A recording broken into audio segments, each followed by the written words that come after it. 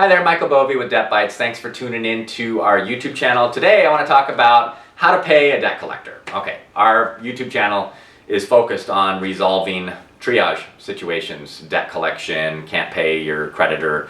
When you can't pay long enough, you're going to be dealing with people that are not your creditor. Or you may even question how to even pay a debt collector that works for your bank or your lender.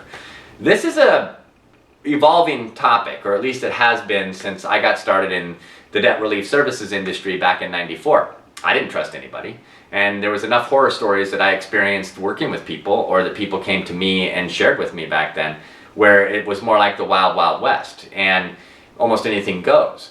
When you paid a debt collector and you gave them information to, do an ACH out of your bank account, you could wake up the next morning and have more money taken out than was supposed to. And it wasn't even supposed to happen that morning. It was supposed to happen 3 days from now. And so the money wasn't in there, so it overdrew your account, and now you've got, penalties and things that were happening.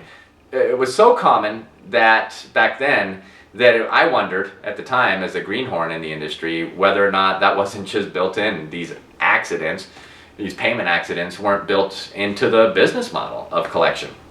And over time, as I got more experience and as I dealt with more situations, I came to understand certain collectors that tended to have more of these instances, and I tended to begin to trust original creditors more with the types of payment arrangements you make, and that they're going to stick to them and that kind of thing. But there were problems with everyone.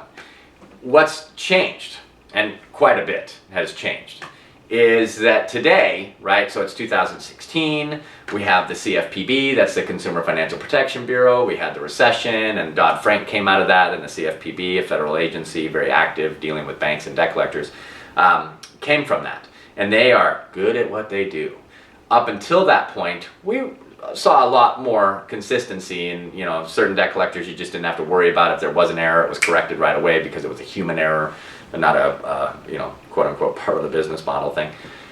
But today, you just don't see the errors almost at all. And if they are, again, they're corrected or correctable immediately. And if they're not, you file a complaint with the CFPB, and it's a legitimate debt collector. Again, let's make clear here.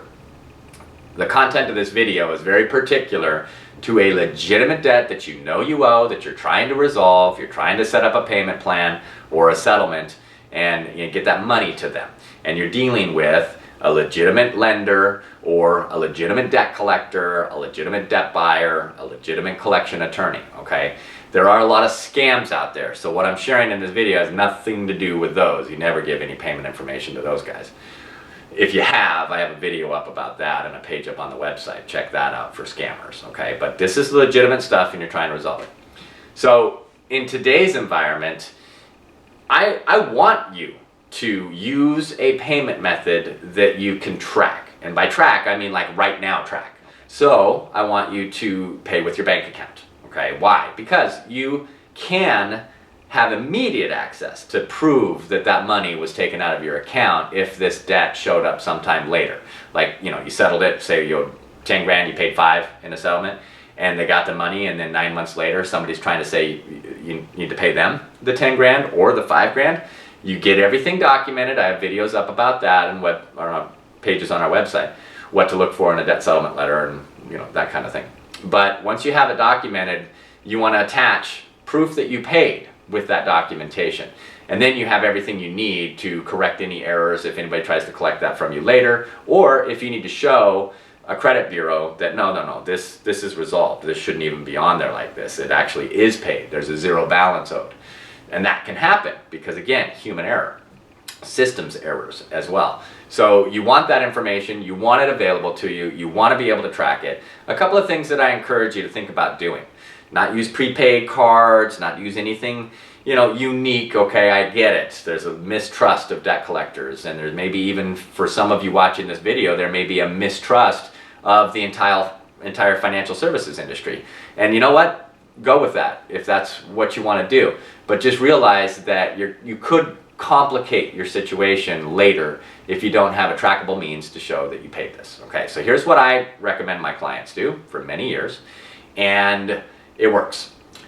If you're being proactive and you are setting yourself up for success to settle with more than one creditor or debt collector, why not just open a new account at your bank that you already bank with? So that way the two accounts are tied together, and when you log in from your office or at home or on the go from your phone, you can actually just transfer money from your regular checking account that you deposit your payroll into or whatever, where you keep your bill money and everything, and push it over to your specific account that you open and set up just for settling your debts. Now, once you move the money over there, you do it like a day in advance. I usually suggest 2 or 3 days in advance.